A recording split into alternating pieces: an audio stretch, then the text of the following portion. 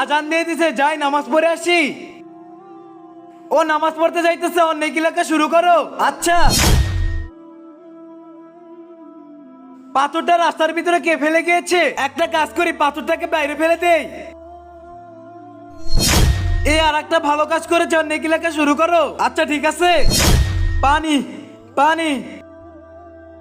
এই ধরো ভাইয়া, তোমার তো অনেক পানি পিপাসা লাগছে, একটু পানি খেয়ে নাও। ও আল্লাহ তাআলার এক বান্দাকে পানি খাইয়েছে, ওর নেকি লেখা শুরু করো। আচ্ছা ঠিক আছে।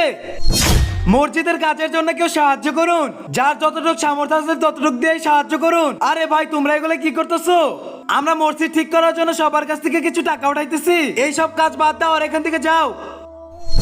ওর সব নেকি মুছে তুমি গুনাহ লিখে দাও। আজকে দেখা যাবে এখানে কে জিতে, কুরআন নাকি শয়তান।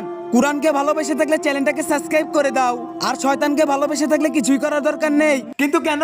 এই ধরনের লোকদেরকে আল্লাহ তাআলা কখনোই পছন্দ করেন না। এর জন্য এর সব নেকি মুছে এর নেকির জায়গায় গুনাহ লিখে দাও। আর তোমরা কমেন্টে আই লাভ ইউ আল্লাহ লিখে যাও।